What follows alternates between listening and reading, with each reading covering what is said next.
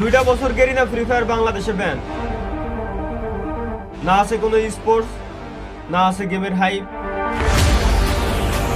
দিন দিন কমে যাচ্ছে প্লেয়ার, কিন্তু সময় চলে আসছে আবার খেলা হবে।